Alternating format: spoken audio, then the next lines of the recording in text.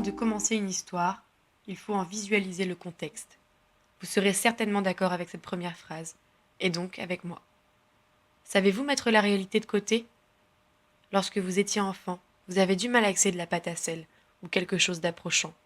Mais avez-vous d'ores et déjà été capable de modeler des formes abstraites, loin de schémas physiquement reconnaissables? Peu importe vos réponses. Sachez simplement que l'absolue vérité se détache de toute idée de masse et de communautarisme. Et sachez aussi que vous êtes aujourd'hui un individu extraordinaire. Dites-le, ou je le ferai pour vous, à vos dépens.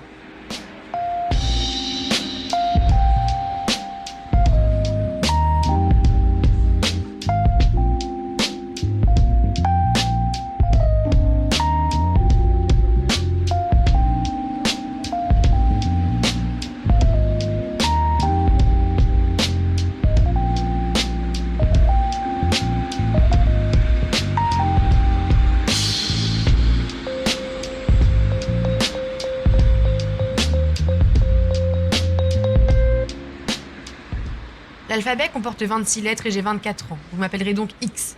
Je m'adapte à votre zoo, tandis que vous en restez prisonnier. Je suis votre plus bel échappatoire et pourtant je reste aussi votre bourreau. Vous êtes désillusionné et malgré cela plein d'espoir. Un peu comme un croyant qui a perdu la foi. Votre superficialité involontaire vous pousse encore à vous raser, vous épiler, vous maquiller et vous croyez prendre soin de vous, tandis que votre psychisme se meurt. Ne vous inquiétez pas, je suis là pour réactiver cet imaginaire qu'une société un peu trop adulte vous a volé.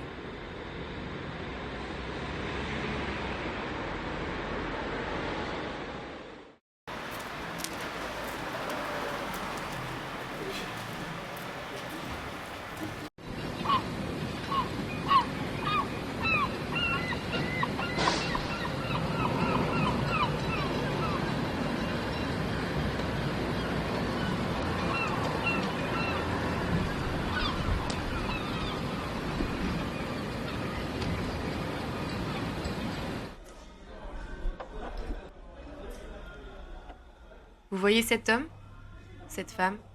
C'est vous en quelque sorte. Un être humain, solitaire, pendant un temps. Quand on donne rendez-vous à quelqu'un, on flirte toujours avec la possibilité d'être dans l'attente, et donc de se laisser rattraper par les questionnements les plus mornes, par la réalité la plus pesante. Vous visualisez très bien cela. Et oui, vous essayez toujours d'éviter ces instants. C'est pourquoi vous possédez un téléphone perfectionné, qui vous permet d'accéder à une autre dimension que celle qu'il vous est donné d'expérimenter. Vous fuyez l'attente, vous croyez vous échapper. Mais cet outil ne vous ressemble pas. Il a simplement été pensé pour s'adapter à un être adapté. N'oubliez pas que cet être n'existe pas.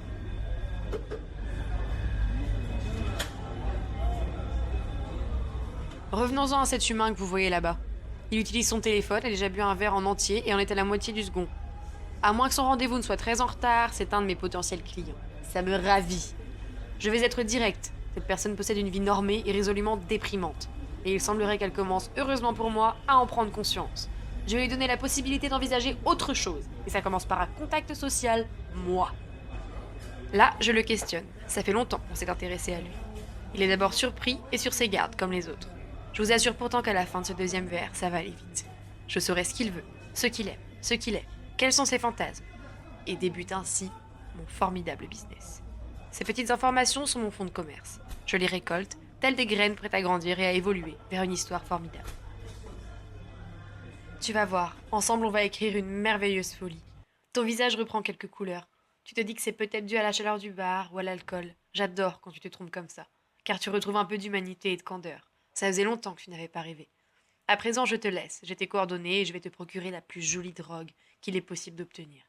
Je vais te raconter ton histoire, celle qui se trouve aux antipodes de la réalité malsaine que te procure cette société. Tu vas être beau, tu vas aimer, tu vas être heureux, mais il faudra pour cela que tu acceptes mon contrat, mes exigences et mon emprise.